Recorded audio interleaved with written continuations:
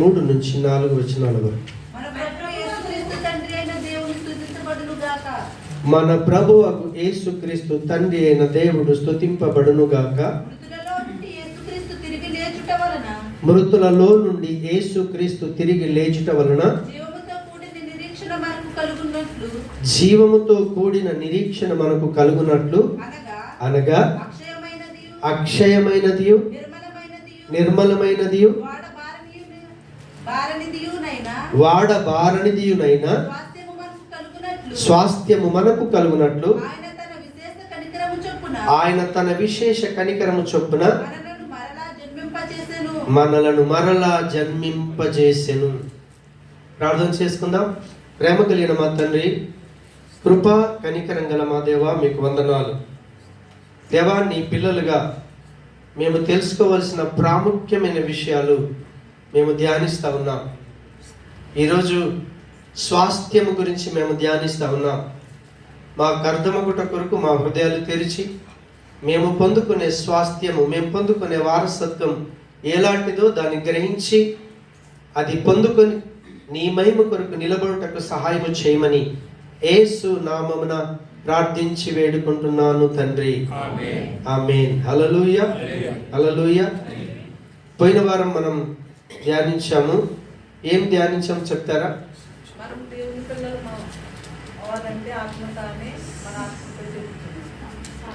అంటే సాక్ష్యము కలిగినటువంటి జీవితం ప్రతి విశ్వాసి కలిగి ఉండాలి. సాక్ష్యం అంటే బయట వాళ్ళు ఏదో మంచి అని చెప్తారు, మనం నిజంగా మనం చెడ్డోళ్ళమైన మంచోళ్ళని పొగిడే వాళ్ళు ఉంటారు. మన మంచోళ్ళమైన కూడా చెడ్డవారిగా చూసేవారు ఉంటారు. హల్లెలూయా. మనలో ఒక చిన్న పొరపాటు కనిపిస్తే చాలు వాళ్ళను ద్వేషంతోనే చూస్తారు, చిన్న పొరపాటు కనిపిస్తే. కానీ నువ్వు ఎన్ని పాపాలు చేసినా, ఎన్ని తప్పులు చేసినా ప్రభు చూడండి ఎంత ప్రేమించాడు, ప్రాణం పెట్టి ప్రేమించాడు. అవునా కదా? కానీ మనమైతే కొంచెం ఏదైనా వ్యక్తిలో లోపం కనిపిస్తే ఛీ ఈ వ్యక్తి ఇలాంటి వాడు, ఛీ ఈ వ్యక్తి ఇలాంటిదని మనం ద్వేషించుకుంటుంటాం. అలా ఉండకూడదు, అలా ఉండకూడదు. బయట వ్యక్తులు చెప్పే సాక్ష్యం చెల్లదు. దేవునికి స్తోత్రం. అయితే ప్రతి విశ్వాసి కూడా తాను తనతో కలిసి ఉంటున్నటువంటి పరిశుద్ధాత్ముడు మనను నడిపిస్తున్నట్టుగా అంతరంగంలో చూడండి, పరిశుద్ధాత్మ దేవుడు ఇచ్చే సాక్ష్యం బయటికి చెప్పేది కాదు. ఒక వ్యక్తి తాను అంతరంగంలో అనుభవిస్తాడు. ఆ వ్యక్తికి మాత్రమే తెలుసుద్ది, ఆ వ్యక్తికి మాత్రమే తెలుసుద్ది పరిశుద్ధాత్మ దేవుడు నాతో మాట్లాడుతున్నాడు, ఇక నుంచి నువ్వు నిజంగా దేవుని కుమారుడవే, దేవుని కుమారుడవే. దానికి సాక్ష్యం ఏంటి అంటే మనసు లోపల, నీ అంతరంగం లోపల ఆత్మదేవుడు నీ ఆత్మతో మాట్లాడుతుంటాడు, పరిశుద్ధాత్మదేవుడు. రెండవది, బయట నీ జీవితం బైబిల్కి ఆధారంగా జీవిస్తావు. అప్పుడు బయట సాక్ష్యం ఉంటుంది, లోపల సాక్ష్యం ఉంటుంది. అలాంటి సాక్ష్య జీవితాన్ని మనకి ఇవ్వటం కొరకే పనికిరాని మనల్ని ప్రభు ప్రేమించాడు. దేవునికి స్తోత్రం. ఆ జీవితాన్ని ఇచ్చేది కూడా దేవుడే మనకి. అలాంటి సాక్ష్య జీవితం ఎప్పుడైతే మనం కలిగి ఉంటామో అలాంటి వ్యక్తికి దేవుడు ఏమిస్తాడటంటే స్వాస్థ్యమునిస్తాడట. స్వాస్థ్యము. ఇప్పుడు చూడండి, ఇక్కడ ఉన్న మనం దుబాయ్కి వచ్చాం, ఆయా దేశాలు వెళ్తున్నాం, మనం ఏదో సంపాదిస్తాం. నువ్వేది సంపాదించావో ఆ సంపాదనకు నీ కుమారుడు, నీ కుమార్తె కావచ్చు, నీ కుమారుడు కావచ్చు, వారసులు అవుతారు. అవునా? దాన్ని స్వాస్థ్యంగా పొందుకుంటారు. అనాది సంకల్పంలో దేవుడు ఎప్పుడైతే మనల్ని ఎన్నుకున్నాడో, ఎన్నుకున్న దేవుడు పిలిచాడు, పిలిచిన దేవుడు ఆకర్షించాడు, ఆకర్షించిన దేవుడు హృదయాన్ని తెరిచాడు, హృదయాన్ని తెరిచిన దేవుడు మనకు పశ్చాత్తాపము, పాప క్షమాపణతో కూడిన మారు మనస్సును దయచేశాడు. ఎప్పుడైతే మారు మనస్సు దయచేశాడో దేవుని పిల్లలుగా జీవించడానికి దత్తపుత్రులంగా చేసుకున్నాడు. మనము దత్తపుత్రులమే, దత్తపుత్రులమే అనటానికి మనకు పరిశుద్ధాత్మని హామీగా ఇచ్చాడు. ఆ హామీ ఊరికనివ్వలేదు, ముద్రించి ఇచ్చాడు. ఎప్పుడైతే ఆత్మ చేత ముద్రించబడ్డామో మనము ఖచ్చితంగా మనతో కలిసి ఉన్నటువంటి పరిశుద్ధాత్ముడి చేత మన ప్రవర్తన సరిగా ఉందో లేదో బయట సాక్ష్యంగా జీవించడానికి వాక్యాన్ని ఆధారం కలిగినటువంటి సాక్ష్య జీవితాన్ని కలిగి ఉంటాం. ఎప్పుడైతే వాక్యాధారమైనటువంటి నీలో ఉన్నటువంటి పరిశుద్ధాత్ముడితో నీకు అనుబంధ సాక్ష్యం కలిగిన జీవితం ఎప్పుడైతే ఉంటుందో అప్పుడు ఖచ్చితంగా 100%గా దేవుడిచ్చేటటువంటి స్వాస్థ్యం ఏమిటి అంటే ఇక్కడ చెప్తా ఉన్నాడు. ఆయన మనకిచ్చేటటువంటి స్వాస్థ్యం అట అక్షయమైనది, నిర్మలమైనది, వాడబారనిదియునైన స్వాస్థ్యము మనకు కలుగునట్లు నిజంగా దేవుడు కనికరించి మనకు ఒక క్రొత్త జీవితాన్ని జన్మనిచ్చాడు. అందుకే తిరిగి జన్మించిన అనుభవం అంటారు కదా. అమ్మా నాన్నకి ఎలాగ పుట్టాం ఈ లోకంలోకి రావటానికి, కానీ మనకు ప్రాణాత్మ శరీరాలను ఇచ్చినటువంటి ఆ తండ్రి ఉన్నాడే, మన జీవితాన్ని తనలో కనటానికి వాక్యమైన దేవుణ్ణి శరీరంలోకి పంపించి ఆ శరీరంలో వాక్యం యొక్క సత్యాన్ని ప్రపంచానికి చూపించి ఆ వాక్యం చేత మనల్ని కని మనకు ఒక క్రొత్త జీవితాన్ని ఇచ్చాడు. కారణం ఏంటో తెలుసా? మన దేవుడు అక్షయుడు, నిరంతరంగా ఉండేవాడు. కాబట్టి ఆయన మనకు ఏ ప్రాపర్టీ ఇచ్చినా, మనకు ఏ వారసత్వాన్ని ఇచ్చినా అది ఎలా ఉంటుందంటే అది అక్షయమైనదిగా ఉంటుందట. ఇంకా అది ఎన్నటికీ నశించిపోదు. దేవునికి స్తోత్రం, హల్లెలూయా. అది ఎలా ఉంటుందట? నిర్మలంగా ఉంటుందట. ఎలాంటి కలుషితం ఉండదు, ఎన్నటికీ నాశనం కాదు, ఎలాంటి కలుషితం లేకుండా వాడబారని. హల్లెలూయా.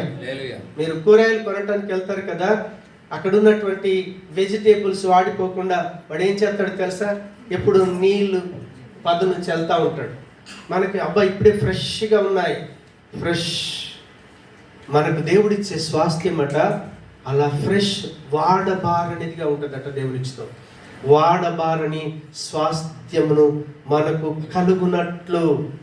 నిజంగా పాపులము చనిపోయి నరకానికి వెళ్ళాల్సింది, కానీ దేవుని యొక్క కనికరం, దేవుని యొక్క దయ, దేవుని యొక్క కృప, ఈరోజు మనం అలాంటి ప్రాపర్టీ కలిగి ఉండటానికి దేవుడు మనల్ని ప్రేమించాడు.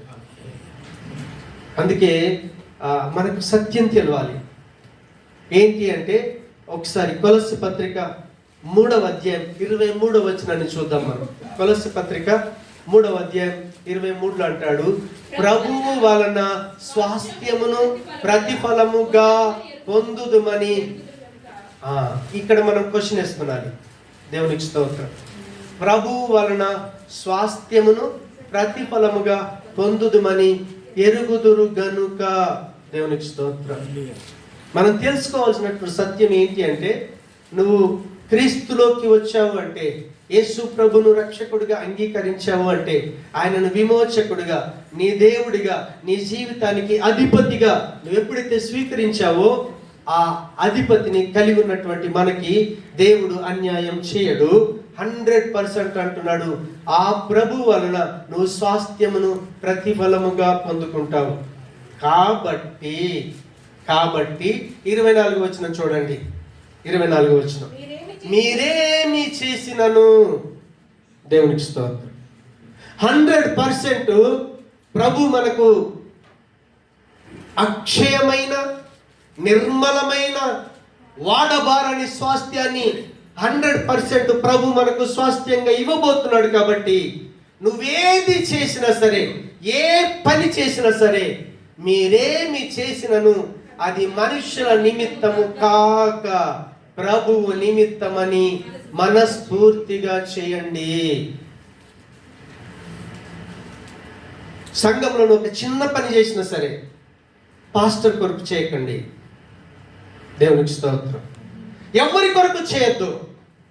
మీరు చిన్న పని చేసినా సరే, నువ్వేమి చేసినా సరే మనుషుల నిమిత్తం కాకుండా ప్రభువు నిమిత్తమని మనస్ఫూర్తిగా చేయాలి. దేవునికి స్తోత్రం. ఎందుకంటున్నాడు తెలుసా? నువ్వు చేసినటువంటి ఆ పనికి, నువ్వు చేసినటువంటి సహాయానికి, నువ్వు చేసినటువంటి ఆ క్రియకి మనకు ప్రభువు ఖచ్చితంగా మళ్ళీ ఎన్నడూ కూడా నాశనము కానటువంటి, అసలు ఎలాంటి కలుషితం లేనటువంటి వాడబారనటువంటి స్వాస్థ్యమును 100% ప్రభువు మనకిస్తాడు. అందుకే మీరు సహాయం చేసేటప్పుడు, లేకపోతే ఇక్కడికి నిలబడి పాట పాడతారు కదా, పాట పాడినా, వాక్యం చదివినా, మీరేమన్నా చేయండి, దేవునికి స్తోత్రం. మన పిల్లలు చదువుతారు కదా, చదివినా సరే, ఉద్యోగం చేసినా సరే, ఏమన్నా చేయండి. మీరు క్రీస్తులోకి వచ్చిన తర్వాత మీరు ఒక లేబర్ పని చేసినా సరే, మీరు ప్రభు కొరకు చేయాలి తప్ప మనుషుల కొరకు చేయకూడదు. ఎందుకంటే మీరు ప్రభులో ఉన్నారు. నువ్వు చేసిన ప్రతి క్రియకి 100% ప్రతిఫలం మన ప్రభు ఇస్తాడు. అందుకే అక్కడ అంటున్నాడు, మీరేమి చేసినా సరే ప్రభు నిమిత్తమని మనస్ఫూర్తిగా చేయుడి, మీరు ప్రభు అయిన క్రీస్తునకి ఇప్పుడు దాసులై ఉన్నారు. ఒకవేళ మనము పాపానికి దాసులమై ఉంటే, ఒకవేళ మనము లోకానికి దాసులమై ఉంటే, మనం అలా చేయలేం. కొన్నిసార్లు అంటాం, వాడిచ్చే 800 శాలరీకి నేను ప్రొద్దున 6 గంటల నుంచి రాత్రి 10 గంటల దాకా చేయాలా అని అడుగుతాం. మన కష్టానికి ప్రతిఫలాన్ని న్యాయంగా అడుగుతాం. అవునా కాదా? అది న్యాయమా కాదా? కానీ ప్రభు అంటున్నాడు, నువ్వు ఎప్పుడైతే లోకంలో ఆ మనుషులని, ఆ కంపెనీని చూసావో నువ్వు 100% అడగగలుగుతావు. కానీ ఈ పనిలో పెట్టింది నా ప్రభువే, ఈ పని అప్పగించింది నా ప్రభువే అని ఎప్పుడైతే నువ్వు ప్రభు వైపు చూస్తావో, నీ మీద ఉన్నటువంటి అధికారి ఎంత కఠినస్తుడు కావచ్చు, ఎంత కిరాతకుడు కావచ్చు, నిన్ను ద్వేషించేవాడు కావచ్చు, నువ్వు ప్రభు వైపే చూసి పని చేయగలుగుతావు. అందుకే అంటున్నాడు, మీరు ఇప్పుడు ఎవరికి దాసులై ఉన్నారో తెలుసా? నువ్వు చేసిన ప్రతి కష్టానికి, ప్రతి నిమిషానికి రావలసినటువంటి ప్రతిఫలాన్ని ఇచ్చే దేవుణ్ణి నువ్వు కలిగి ఉన్నావు. దేవునికి స్తోత్రం, హల్లెలూయా. మనం ఎప్పుడైతే ఈ లోక సంబంధమైన జీవితం నుంచి ప్రభులోకి వచ్చామో, ఖచ్చితంగా ప్రభు మనకు స్వాస్థ్యం ఇస్తాడని ఎరిగి మనం ఏ పని చేసినా సరే ప్రభు నిమిత్తమే చేయాలని దేవుని యొక్క వాక్యం సెలవిస్తా ఉంది. దేవునికి స్తోత్రం, హల్లెలూయా. అందుకే మనం 2-3 వీక్స్ బ్యాక్ మత్తయి సువార్త 6వ అధ్యాయం 9-10 వచనాలు మనం ధ్యానించాం. ఏంటో చెప్తారా? 20-21 వచనాలు చూడొద్దు, బైబిల్ దయచేసి చూడకండి. ఆల్రెడీ జస్ట్ 3 వీక్స్ బ్యాక్ చెప్పారు. మత్తయి సువార్త 6వ అధ్యాయం 19-20-21 వచనం.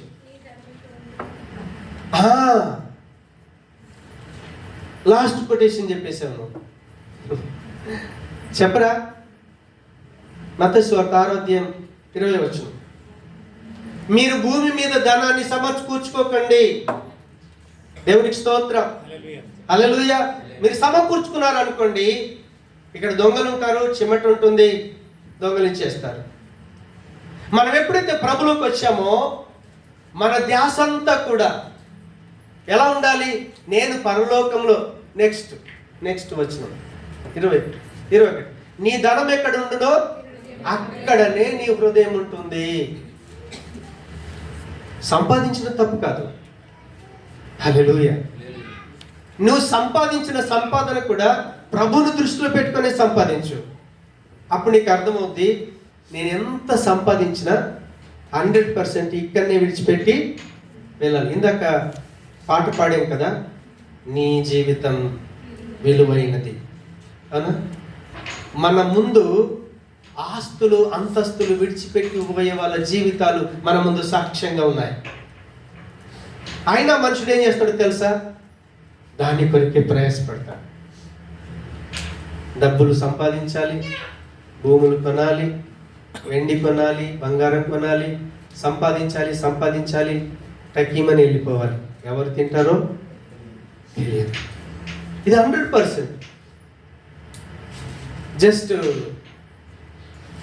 చెన్నై సీఎం జయలలిత గారు తన ఆస్తి ఎంతో తెలియదు.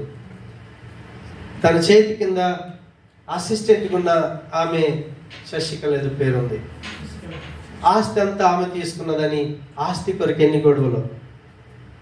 ప్లేట్ అన్నం తినాలంటే బంగారు ప్లేటే. ఎంత ఆస్తి ఉండాలో మీరు ఎక్స్పెక్ట్ చేయండి. కానీ చివరికి తను ఎక్కడికి వెళ్ళింది ఆలోచన చేయండి. హల్లెలూయా. కాబట్టి 100%గా మన ఆలోచన ఎలా ఉండాలి అంటే, కొలస్సీ పత్రిక 1వ అధ్యాయం ఒకసారి చూద్దాం. 3వ అధ్యాయం 1-2 వచ్చిన కొలస్సీ. దేవుడు మనకు జ్ఞాపకం చేస్తున్నాడు. మనం క్రైస్తవులం కదా, దేవుని పిల్లలమని చెప్పుకుంటున్నాం కదా. మీరు క్రీస్తుతో కూడా లేపబడిన వారైతే అన్నాడు. సరే, ఎంతమందికి లేపబడ్డ అనుభవం ఉంది?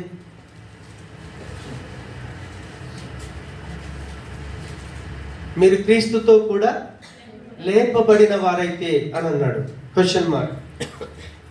ఆ అనుభవం మనలోకి రాకపోతే మన దృష్టి పరలోకం మీద ఉండదు. ఆ అనుభవం ఎప్పుడైతే వస్తుందో మన దృష్టి అంతా కూడా ఇప్పుడు నా ప్రభు ఎక్కడున్నాడో మన దృష్టి అక్కడ ఉంటుంది. క్రీస్తులో లేపబడటం అంటే యేసు ప్రభు ఎందుకు చనిపోయాడు? సింపుల్. పాపం విషయంలో చనిపోయాడు. ఎందుకొరకు లేచాడు? నీతి విషయంలో లేచాడు. దేవునికి స్తోత్రం. నేను పాపం విషయంలో చచ్చిపోయాను అని ఎప్పుడైతే ఒక విశ్వాసి గ్రహిస్తాడో, పాపముతో నిండి ఉన్నటువంటి ఈ లోకం విషయంలో ఆలోచన చేయడు. నేను ఎప్పటికైనా పరలోకానికి సంబంధించిన వాడిని, నేను ఎప్పటికైనా నా ప్రభు దగ్గరికి వెళ్ళవలసిన వాడిని. నా ప్రభు 100% మధ్యాకాశానికి వస్తాడు. నా ప్రభువును నేను కళ్ళారా చూస్తాను. అందుకే 2వ వచనంలో ఇక్కడ మళ్ళీ అదే మాట రిపీట్ చేస్తాడు. పైనున్న వాటి మీదనే కానీ భూ సంబంధమైన వాటి మీద మీరు మనస్సు పెట్టుకొనకండి. దేవునికి స్తోత్రం. అందుకే మత్తయి సువార్తలో యేసు ప్రభు చక్కగా ప్రార్థన నేర్పించేటప్పుడు ఎక్స్ప్లెయిన్ చేస్తాడు. మీరు ఏం ప్రార్థన చేసినా పరలోకానికి సంబంధంగా ప్రార్థన చేయండి. మీరు నా పిల్లలు, మీకు ఏది అవసరం ఉందో నాకు 100% తెలుసు. మీ పిల్లలు అడగకంటే ముందే, తల్లిదండ్రులుగా మీరు బాధ్యత కలిగి ఎలా అడగకంటే ముందే మీరు ఇస్తున్నారో, ఆ రీతిగా నేను అడగకంటే ముందే మీకు ఇస్తాను. తినటానికి ఆహారం కావాలా, కట్టుకోవటానికి వస్త్రాలు కావాలా, ఉండటానికి ఇల్లు కావాలా, అవన్నీ ఇస్తాను. కానీ మీరు నన్ను వెతకండి. నేను ఇప్పుడు పరలోకంలో నేను సింహాసనం మీద కూర్చున్నాను, మీరు నా వైపు చూడాలి. పాపం విషయంలో చనిపోయిన అనుభవమే కనుకుంటే, మీరు క్రీస్తుతో కనుక లేపబడిన వారైతే పైనున్న వాటి మీద, క్రీస్తు మీద, పరలోక సంబంధమైన దీవెనల మీద, ఆశీర్వాదం మీద మనం మనస్సు పెట్టుకుంటాం. దేవునికి స్తోత్రం. హల్లెలూయా, హల్లెలూయా. కాబట్టి అదే 2 కొరింథీ పత్రిక 6వ అధ్యాయంలోకి వెళ్ళి 1 కొరింథీ 6వ అధ్యాయం 9-10 వచనాలు కూడా మనం ధ్యానించాం. హల్లెలూయా. మనం దేవుని పిల్లలమని చెప్పుకుంటున్నాం కదా. మీరు ఏ విషయంలో, కుటుంబంలో కావచ్చు, సంఘంలో కావచ్చు, మీరు అన్యాయంగా ప్రవర్తించకండి. న్యాయంగా ప్రవర్తించండి. మీరు క్రీస్తులోకి వచ్చారు కదా, సంఘంలో కట్టబడుతున్నారు కదా. ఎవరు మిమ్మల్ని అడగకంటే ముందే మీ జీవితం న్యాయబద్ధంగా ఉండాలి. సంఘానికి అంట కట్టబడిన జీవితం కలిగి ఉండాలి. ఒక కుటుంబంలో ఒక వ్యక్తి ఉంటే ఆ కుటుంబం గురించి ఆలోచన ఉంటుంది. మీరు మీ ఇంటికి ఫోన్ చేసి మీ అమ్మ నాన్నతో, భార్యతో, పిల్లలతో మీరు మాట్లాడుతున్నారా లేదా? మీరు చెప్పాలి జవాబు. అలాగే క్రీస్తులో మేము ఉన్నామని చెప్పి, ఒక కుటుంబం అని చెప్పి, మీరు వారంలో ఏ ఒక్క రోజన్నా ఒక్కరికొకరు పలకరించుకుంటున్నారా? కలిసినప్పుడు ఇక్కడ ప్రేయలాడు అనుకుని వెళ్ళిపోతున్నారా? మీరు నిజంగా దేవుని కుటుంబం అన్నదే న్యాయమైతే, నీ న్యాయమైన ప్రవర్తన ఎలా ఉంటుందో తెలుసా? ఖచ్చితంగా ఒక్కసారైన వారంలో అన్నా ఎలా ఉన్నా, తమ్ముడు ఎలా ఉన్నా, 100% పలకరించుకుంటారు. మనం ఏ విషయంలో అన్యాయంగా ప్రవర్తించకూడదు. మనం న్యాయంగా ప్రవర్తించాలి. ఆ కుటుంబానికి న్యాయం చేయాలి. మనం ఎప్పుడైతే న్యాయంగా జీవించగలుగుతామో అప్పుడు పరలోకానికి వారసులం అవుతాం. పరలోకానికి వారసులం అవుతాం అని ఆ మాట చెప్పి అంటున్నాడు. మీరు మోసపోకండి, జారులైనను. అందుకే మనం దీన్ని ఆల్రెడీ నేను ఎక్స్ప్లెయిన్ చేశాను ఆ మాట ధ్యానించినప్పుడు. అవునా? మనలో జాగ్రత్త ఉండద్దు. నువ్వు ఏ స్థితిలో కలిగి ఉన్నావో ఆ స్థితిని బట్టి ఫస్ట్ సంతోషంగా ఉండండి. నేను జాబ్ చేస్తున్నాను, దేవుడు నాకు 1300 సార్లు ఇచ్చాడు. ప్రభా నువ్వు 1300 ఇచ్చినందుకు నీకు స్తోత్రం అన్నాను. హ్యాపీగా ఫీల్ అయ్యాను. 1300ని బట్టి హ్యాపీగా ఫీల్ అయితే 1600 చేశాడు. ప్రభా నిజంగా 1600 నాకు అర్హత లేదయ్యా, 2200 చేశాడు. ప్రభా నేను ఏం చేస్తున్నానని ఇంత సాలరీ పెంచావు, 3500 చేశాడు. 3750 నా సాలరీ లాస్ట్కి. అర్హున్నా కాదు. నేను చేసే పని ఏంటో తెలుసా? జస్ట్ మా మేనేజర్లకి టీ చేసి ఇవ్వాలి. ఆఫీస్ బాయ్ క్లీన్ చేయమంటే క్లీన్ చేస్తున్నాను, టీ ఇవ్వమంటే టీ ఇస్తున్నాను. మా మేనేజర్ పిలిచి అడుగుతున్నాడు, ఆఫీస్ బాయ్కి సాలరీ ఎంత అన్నాడు. సార్ 1000 dirhams ఇస్తారు, నీ సాలరీ ఎంత అన్నాడు. సార్ దేవుడు నేను ప్రేరేపిస్తే నువ్వు ఇస్తున్నావు కాబట్టి నా సాలరీ ఎంతో నీకు తెలుసు సార్ అన్నాను. దేవునికి స్తోత్రం. హల్లెలూయా. మన జీవితాలు ఎలా ఉంటున్నాయి మీరు ఆలోచన చేయండి. దేవునికి స్తోత్రం. మనం ఏ స్థితిని కలిగి ఉన్నామో ఆ స్థితిని బట్టి సంతోషంగా జీవించాలి. అది ఏ పరిస్థితి అయినా సరే, నీ జీవితంలో ఏ కోణంలో తీసుకున్నా సరే. భార్యకి ఇష్టపచ్చావా, దేవా చక్కటి భార్యనిచ్చావు, ఆమె చెడ్డది కావచ్చు, ప్రార్థన చేయి, నాకు మంచి భార్యనిచ్చావు. నిజంగా దేవుడు నీ భార్యను మంచిగానే ఉంచుతాడు. నా భర్త తాగుపోతాయా, నాకు మంచి భర్తనిచ్చావు, మంచి భర్తనిచ్చావు, నువ్వు జతపరిచావు. అవునా? ప్రార్థన చేయి, దేవుడు నీకు న్యాయమే చేస్తాడు. అందుకే చాలా మంది ఏం చేస్తారు తెలుసా? నా భర్త ఇలాంటి వాడు, నాకు ఇలా చూసేవాడు దొరికితే బాగుంటుండేనేమో, నా భార్య ఇలాంటిది, నన్ను ఇలా ప్రేమించే భార్య దొరికితే బాగుంటుండేనేమో అని మనం కలలు కంటుంటాం. దేవుడు పరీక్ష. నువ్వు ఏ స్థితిలో ఉన్నావో, ఏ భార్యని కలిగి ఉన్నావో, ఏ పిల్లల్ని కలిగి ఉన్నావో, ఆ భార్యని బట్టి, పిల్లల్ని బట్టి, ఆ కుటుంబాన్ని బట్టి, ఆ సంఘాన్ని బట్టి నువ్వు ఎప్పుడైతే సంతోషంగా జీవించగలుగుతావో నువ్వు జాగ్రత్తని కలిగి ఉండలేవు. విగ్రహారాధకులైనను, వ్యభిచారులైనను, ఆడంగితనం గల వారైనను, పురుష సంయోగులైనను, నెక్స్ట్ దొంగలు. దేవునికి స్తోత్రం. నువ్వే విషయంలో దయచేసి దొంగగా ఉండదు. దేవుని రాజ్యాన్ని చేరుకోలేదు. హల్లెలూయా. మీ కంపెనీలో చాలా మంది అవకాశాలు ఉంటాయి. మేము క్లినికో క్యాంపుకి తరచుగా వెళ్తుంటాం కదా. పిల్లలు ఏం చేస్తారంటే జస్ట్ టిష్యూ బాక్సే కదా అని చెప్పి అక్కడ మేనేజర్కో ఎవరికో తెలియకుండా దాన్ని తీసుకొని వచ్చేస్తారు. సీసీటీవీ కెమెరాలు చూసిన తర్వాత తను ఎత్తుకొచ్చాడని చెప్పేసి రిమార్క్ అయ్యి జాబు పోగొట్టుకున్నారు. దేవుడు ఎంత మంచి అవకాశం ఇచ్చినా సరే, ఇళ్లలో పనిచేస్తుంటాం కదా, అక్కడ ₹1 అలా ఉందంటే అలా ఉండాలి. అప్పుడు వాళ్ళు ఏం చేస్తారు తెలుసా? నీ దేవుడిని మహిమపరుస్తారు. దేవునికి స్తోత్రం. ఎక్కడ దొంగతనం చేయొద్దు. నీ ఇంట్లో కూడా భార్య భర్తలైనా సరే, తల్లిదండ్రులైనా సరే, ఏ విషయంలో దొంగతనం జరగకూడదు. ఎందుకంటే నువ్వు క్రైస్తవుడి, క్రీస్తుని వెంబడిస్తున్నావు. సన్నిధానంలో కూడా దేవుడికి ఇచ్చే సమయం కావచ్చు, దేవుడికి ఇచ్చే దశంభ కావచ్చు, ఏదైనా సరే, నువ్వు ఏ విషయంలో దొంగ అయినా సరే రేపు పరలోకాన్ని పోగొట్టుకుంటావు అంటున్నాడు. లోబులు అన్నాడు. లోబు అంటే అర్థం కావాలంటే ఒకసారి మీరు ఎఫెసు పత్రిక 5వ అధ్యాయం 5వ వచనం చూడండి. ఎక్సలెంట్ మీనింగ్ ఇచ్చాడు. Excellent meaning. 5వ అధ్యాయం 5వ వచనం. దానికి ముందు చదువు. ఆమేన్. హల్లెలూయా. విగ్రహారాధకుడై ఉన్న లోబి. దేవునికి స్తోత్రం. విగ్రహాన్ని ఏం చేస్తాం మనం? మీరెవ్వరు విగ్రహార్థం చేయలేదా? నేను చేశాను, అందుకే అడుగుతున్నాను. విగ్రహం అలా గూట్లో ఉంటుంది, దాన్ని ఎవడు ముట్టడానికి వీల్లేదు, శుభ్రంగా అక్కడే ఉంటుంది. వినొచ్చిందా? డబ్బులు ఉంటాయి, కనీసం వాడికి ఆకలి అయితే కూడా తినలేడాడు. అదేదో ఎప్పుడు నేను చిన్నప్పుడు సినిమా చూశాను, ఆహాన పిల్లంటే ఏదో వాడు అక్కడ పూడి కట్టి ఇక్కడ కారంతో తింటూ ఆహా చికెన్ తింటున్నానని. వాడిని ఏమంటారు తెలుసా? వాడు లోభి. లోభి. ఒక క్రైస్తవుడు గ్రహించాల్సింది ఎంతో తెలుసా? దేవుడు నిన్ను దేంతో ప్రేమించాడు తెలుసా? వెల కట్టలేనటువంటి ప్రేమ చేత ప్రేమించాడు. నువ్వు దేవుని కొరకు డబ్బును విగ్రహం లాగా చూసావనుకో, వాడు దేవుడికి ఇవ్వలేడు, దేవుడి పనికి ఇవ్వలేడు, దేవుని కొరకు వాడబడలేడు. నీ పక్కన సహోదరుడు ఇబ్బందులు ఉంటే రూపాయి సహకరించలేడు. వాడు సన్నిధికి రావాలంటేనే ఇంకొకటి మీద ఆధారపడతాడు. ఎందుకంటే దేవుడి కంటే ఇక్కడ డబ్బు ఎక్కువైపోయింది. చర్చికి రావాలంటే 10 రూపాయలు ఖర్చు అవుతాయి. ఒకడు సహకరిస్తే తప్ప వాడు రాలేడు. ఈరోజు బండి రాలేదండి, బై మిస్టేక్ వెళ్ళిపోయిందా, ఇంకా రోజు రాడు, సన్నిధి ఉండదు.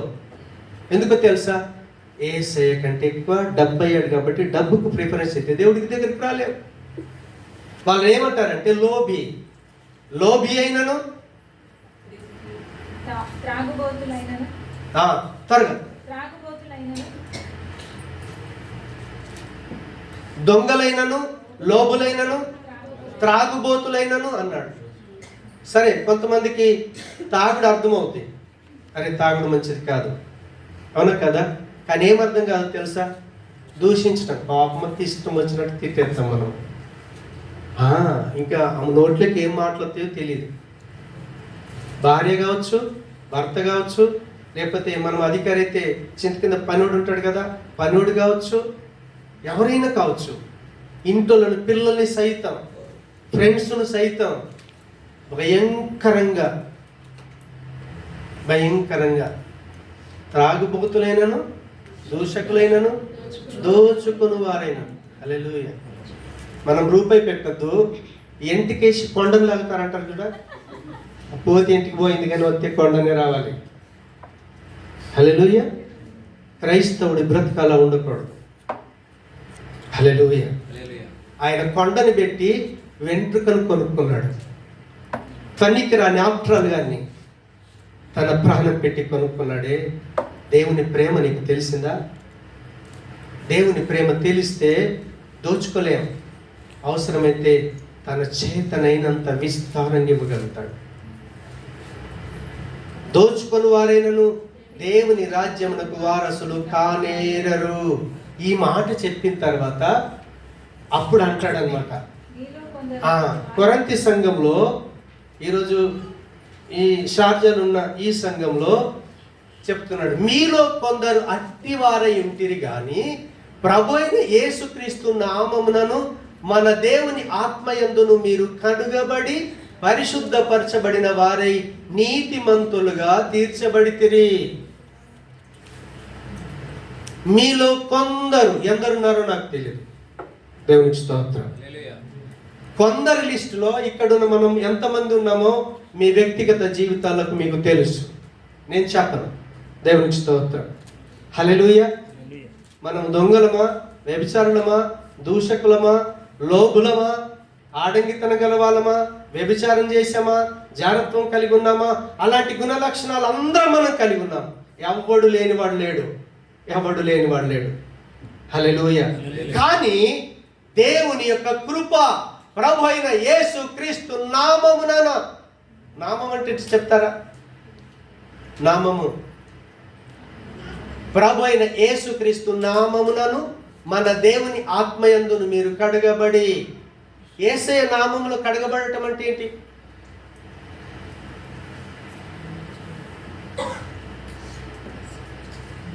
చెప్పరా? యేసు అని సపోజ్ నేనే పేరు పెట్టుకున్నాను, హల్లెలూయా. నేను యేసు అని పేరు పెట్టుకుంటే అది నాకు సార్థకం అవుద్దా? నాలో అన్ని చెడ్డ గుణ లక్షణాలే, కానీ నేను యేసు అని పేరు పెట్టుకున్నాను. ప్రేమ, యేసు ప్రభు మీద ప్రేమతో నేను యేసు అని పెట్టుకున్నాను, మంచిదే. కానీ నేను యేసును కాదు, అవునా? ఒకవేళ బైబిల్లో ఎన్ని సార్లు పేరు పెట్టినా ఆ గుణాన్ని కలిగి ఏ గుణాన్ని కలిగి ఉన్నాడో అదే పేరు పెట్టుకుంటూ వచ్చారు. యాకోబు అని ఎందుకు పెట్టారు? నువ్వు మోసగాడు అనే పేరు పెట్టారు. ఇస్సాకని ఎందుకు పెట్టారు? దేవుడు ఇస్తానంటే నవ్వుకున్నది బట్టి నీ పేరు నవ్వే. ఇప్పుడు యేసు అంటే ఏంటి? యేసు అంటే పవిత్రత, నీతి, న్యాయం, మంచితనం. దేవునికి స్తోత్రం. యేసు అంటే నువ్వు పరిశుద్ధాత్మ చేత పవిత్రతలో కడగబడ్డాం, మనం మంచి చేత కడగబడ్డాం, న్యాయం చేత కడగబడ్డాం. అందుకే ఈరోజు ఈ జీవితం, లేకపోతే అదే జీవితం కలిగి ఉంటాం. అన్యాయం చేయటం, మోసం చేయటం, దోసుకోవటం, వ్యభిచారం చేయటం, అబద్ధాలు ఆడటం, అవునా, ఇవన్నీ చేస్తుంటాం. కానీ అలాంటి జీవితం నుంచి యేసయ్య మనల్ని కడిగాడు. లేదంటే జీవితం మారకపోతుండే. ఆయన మనల్ని క్రీస్తు నామమున మన దేవుని ఆత్మయందును మీరు కడగబడి, దేవుని యొక్క ఆత్మ. అందుకే పరిశుద్ధ ఆత్మ అంటే, మీరు యోహాను సువార్త 7వ అధ్యాయం తర్వాత మీరు చదువుకోనండి. పరిశుద్ధాత్మ అంటే నీరు అని చెప్తాడు. పరిశుద్ధాత్మ దేవుడు మనల్ని కడిగాడు.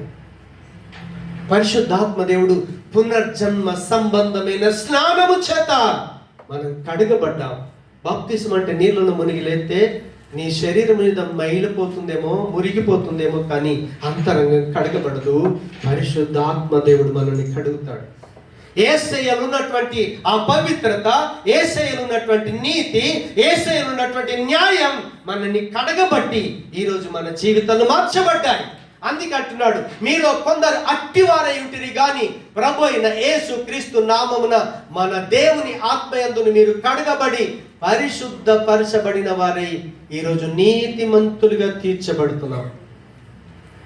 దేవునికి స్తోత్రం. హల్లెలూయా. దేవుడే గనుక మనల్ని నీతిమంతులుగా తీర్చకపోతే, దేవుడే గనుక మనల్ని కడగకపోతే మన జీవితాలు అలాగే ఉండేవి. ఒకవేళ అలాంటి గుణ లక్షణాలు, ఇంతకుముందు మనం ఆ పైన 2 వచనాలు ధ్యానించామే, అలాంటి గుణ లక్షణాలు ఒకవేళ గనుక మనలో ఉంటే ఈరోజు దేవుణ్ణి అడగండి, యేసయ్యా నీలో ఉన్న పవిత్రత చేత నన్ను కడుగు, నీలో ఉన్న నీతి చేత నన్ను కడుగు, నీలో ఉన్న న్యాయం చేత నన్ను కడిగేయ్. నేను నీతిమంతుడిగా తీర్చబడాలి, నా జీవితంలో మార్పు రావాలి.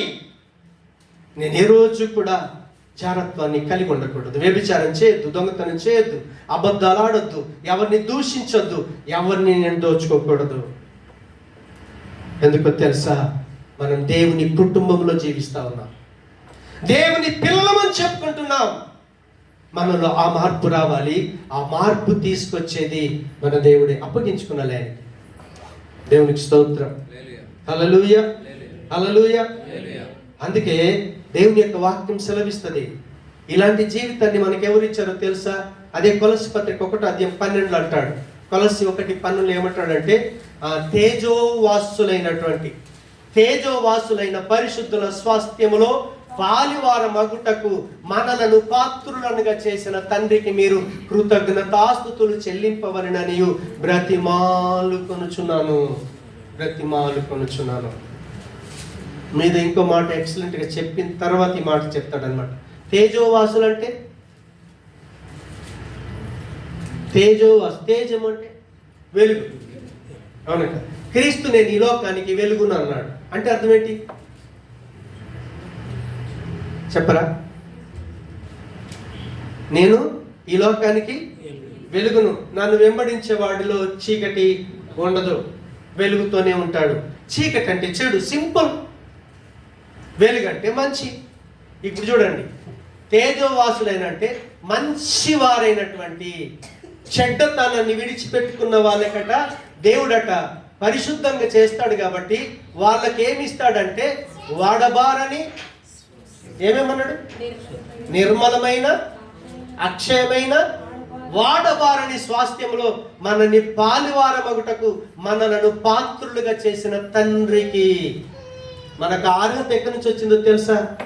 మనకు ప్రాణాత్మ శరీరాలను ఇచ్చిన దేవుడిస్తే తప్ప ఆ అర్హతను మనం పొందుకోలేం.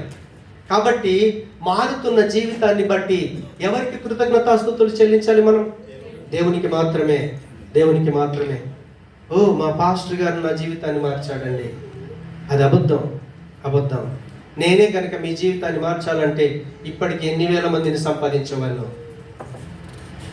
ఒక పాస్టర్ చేసే పని కాదు, ఒక మనుషుడు చేసే పని కాదు. మనకు ప్రాణాత్మ శరీరాలను ఇచ్చిన ఆ దేవుడే మనల్ని పాత్రులనుగా చేశాడు. ఆయనకు మాత్రమే మనం కృతజ్ఞతాస్తుతులు చెల్లించాలి. ఆయనకు మాత్రమే మనం కృతజ్ఞతాస్తుతులు చెల్లించాలి. దేవునికి స్తోత్రం. హల్లెలూయా, హల్లెలూయా. అయితే వెలుగు సంబంధులం కదా, వెలుగు సంబంధులమని మనలో పరిపూర్ణత ఎలా వస్తుందో చెప్తారా మీరు? మంచులం. వెలుగు సంబంధులు అంటే మంచులం. హల్లెలూయా. ఒక్కసారి 1 యోహాను పత్రిక 2వ అధ్యాయం 8వ వచనం ఈ మాట చెప్పి నేను ముగిస్తాను త్వరగా. మరియు క్రొత్త ఆజ్ఞను మీకు వ్రాయుచున్నాను, చీకటి గతించుచున్నది, సత్యమైన వెలుగు ఇప్పుడు ప్రకాశించుచున్నది గనుక అది ఆయన యందును మీ యందును సత్యమే, సత్యమే. క్రొత్త ఆజ్ఞను మీకు వ్రాయిచున్నాను, చీకటి గతించుచున్నది, సత్యమైన వెలుగు ఇప్పుడు ప్రకాశించుచున్నది గనుక అది ఆయన యందును మీ యందును సత్యమే. అంటే ఇప్పుడు చూడండి, చీకటి గతించుచున్నది. మనం వెలుగంటే ఏమనుకున్నాం? మంచి అనుకున్నాం కదా. ఇప్పుడు ఇక్కడున్న నాతో సహా మనం అందరం చెడ్డోళ్ళమే. నేనైతే మంచోని కాదు, 100% నేను చెప్తాను, నేను చెడ్డోనే. కానీ ప్రభు దగ్గరికి వచ్చినప్పుడు నాకు అర్థమైంది ఏంటో తెలుసా? నేను విగ్రహార్థన అంటే బాగా ఇష్టం నాకు. ఓహో, దేవుడు ఆత్మస్వరూపుడు అని అర్థమైంది. ఆయనను తప్ప వేరే దాన్ని దేవుడని మొక్కకూడదనే విషయం నాకు అర్థమైంది. అది అర్థమైన తర్వాత ఇంకా అర్థం కాని చాలా విషయాలు నాలో మిగిలిపోయాయి. దేవుని తెలుసుకున్నాను. ఇంటికి వచ్చిన తర్వాత నా భార్యని తిట్టేవాడిని. అవునా? దేవుడు తిట్టమన్నాడా? తిట్టమనలా. హల్లెలూయా. దేవుడు ఏమన్నాడు? ప్రేమించమన్నాడు. అవునా? మీ నోటికి బూతులు సరసొత్తులు రావద్దన్నాడు. అది మీకు తగింది కాదని చెప్పాడు. నాకు కొన్ని రోజులు అయ్యేసరికి ఓహో, సునీతమ్మను తిట్టడం కూడా అది తప్పే, తిట్టడం మానేశా. హల్లెలూయా. ఒకసారి సడన్ గా కోపం వచ్చింది, కొట్టేశాను. విగ్రహాలను బంద్ అయిపోయింది, తిట్టడం బంద్ అయిపోయింది. ఇప్పుడు నేను కొట్టాను. దేవుడు కొట్టుమన్నాడా భార్యని? కొట్టుమనలేదే. ఎఫెసు పత్రిక 5లో అంటాడు, నీ స్వంత శరీరాన్ని ప్రేమించినట్టుగా నీ భార్యను ప్రేమించాలి. ఒకవేళ ఆమెను తిట్టుకున్నావు అనుకో, నిన్ను నువ్వే తిట్టుకుంటున్నావు. ఒకవేళ ఆమెను కొట్టుకున్నావు అనుకో, నిన్ను నువ్వే కొట్టుకుంటున్నావు. అంటే నా జీవితంలో మంచి ఆరంభమైంది. ఆ మంచి ఆరంభమైంది కాబట్టి ఒక్కొక్క విషయంలో నేను మారుకుంటూ వస్తున్నాను. ఒకరోజు నేను పూర్తిగా మంచివానిగా మారుతాను. అందుకే దయచేసి మీలో మనం ఎవరు అంత మంచోళ్ళం కాదు, చెడు అక్కడక్కడ మిగిలి ఉంది. మీలో ఎవరైనా సరే ఒకవేళ మీ సహోదరిలో చెడు కనిపిస్తే దయచేసి ద్వేషించకండి, ప్రార్థన చేయండి. ప్రభా, ఆ విషయం కూడా నా సహోదరుడికి అర్థం కావాలి, ఆ విషయంలో కూడా మార్పు రావాలి. ఎందుకో తెలుసా? క్రీస్తులో చెడు లేనే లేదు. క్రీస్తును వెంబడిస్తున్న మనం ఈరోజు చెడ్డవాళ్ళం మంచి వాళ్ళుగా మారుకుంటూ వస్తున్నాము. ఒకరోజు పూర్తిగా మంచోళ్ళం అయిపోతాము, తేజోవాసులమవుతాము. తేజోవాసులైనటువంటి వారికి పరిశుద్ధత ఇస్తాడు. కాబట్టి పరిశుద్ధులకు దేవుడు ఏమి ఇస్తాడు తెలుసా?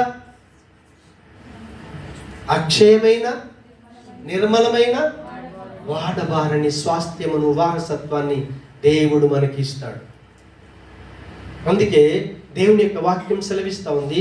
ప్రకటన గ్రంథములకు వెళ్ళి 21వ అధ్యాయం 7వ వచనంలో అంటాడు, ఆ రీతిగా మీరు ఒక్కొక్క దాన్ని ఎప్పుడైతే జయించుకుంటూ వస్తారో, హల్లెలూయా, అర్థమవుతుందా? నేను ఒక విషయంలో జయించాను, అవునా? తిట్టకుండా నేను జయించగలిగాను కోపాన్ని, కొట్టకుండా జయించగలిగాను. దేవునికి ఇష్టానుసారంగా జీవించడానికి నేను ఎన్ని విధాల ప్రయత్నం చేయాలో అన్ని విధాల ప్రయత్నం చేసుకుంటూ నేనేం చేస్తున్నాను? ఒక్కొక్కటి నేను జయించుకుంటూ రావాలి. పడిపోకూడదు, ఆగిపోకూడదు. క్రీస్తు ఒక్కడే మంచివాడు, క్రీస్తు ఒక్కడే వెలుగై ఉన్నవాడు. మనమందరం చీకట్లో నుంచి ఆశ్చర్యకరమైన తన వెలుగులోకి మనల్ని పిలుచుకున్నాడు దేవుడు. మనలో ఆ మార్పు జరుగుతూ ఉంది. సంఘ జీవితం అంటే, క్రైస్తవ జీవితం అంటే, సహవాసం అంటే అలా జయించుకుంటూ వెళ్ళటానికి దేవుడు అవకాశం ఇస్తాడు. కొంతమంది అంటారు, నేను ఇంటికాడ ఉండి ప్రార్థన చేసుకున్నానండి, ఆన్లైన్లో నేను చూశానండి, మార్పు రాదు. సహవాసం ఉండాలి, అవునా? సహవాసం ఉంటే ప్రకాష్ ఎలాంటి నాకు అర్థమవుతుంది, నేను ఎలాంటి వానో ప్రకాష్కి అర్థమవుద్ది. ప్రకాష్ నాలో ఉన్న చెడును చూస్తాడు, మంచిని చూడలేడు. నేను కూడా ప్రకాష్లో ఉన్న చెడును చూస్తాను. అప్పుడు నేను అంటాను, ప్రకాష్ నీలో ఇంకా ఈ చెడు ఉంది. అప్పుడు ఆయన అంటాడు, అయ్యగారు మీలో ఈ చెడు ఉంది. ఓహో, నాలో ఈ చెడు ఉంది కదా బ్రదర్, నేను సరి చేసుకుంటాను. అప్పుడు అంటాడు, అయ్యగారు నేను సరి చేసుకుంటాను. ఇద్దరం సరి చేసుకుంటూ, ఇద్దరు చెడు జీవితం సరి చేయబడుతూ ఒకరోజు మంచి వారముగా మారుతాము. మంచి వారముగా మారినందుకు అందుకే అంటాడు, జయించువాడికి మాత్రమే జయించుకుంటూ వెళ్ళాలి. జయించడానికి శక్తినిచ్చే దేవుడు మనతో కలిసి ఉన్నాడు. జయ జీవితాన్ని పొందుముగాక. దేవుడిచ్చేటటువంటి ఆ యొక్క అక్షయమైన, వాడబారని, నిర్మలమైన స్వాస్థ్యమును మనమందరము అనుభవించుదుముగాక. ప్రేమగల మా తండ్రి, మీకు వందనాలు. నువ్వు నిజంగా ఒక్కొక్క విషయాన్ని ధ్యానించడానికి కృపనిస్తున్నావు దేవా. నిజంగా మేము అర్థం చేసుకొని మా జీవితాలకు ఎంతటి గొప్ప భాగ్యం ఇచ్చావు నాయన. నాశనమే కానటువంటి, చెడిపోనటువంటి, వాడిపోనటువంటి స్వాస్థ్యం ఈరోజు మేము కలిగి ఉండటానికి మా జీవితాలు మార్చుకుంటూ మమ్మల్ని అర్హులుగా చేసినందుకు మీకు వేల కృతజ్ఞతాస్తుతులు చెల్లిస్తూ యేసు నామమున ప్రార్థిస్తున్నాను తండ్రి.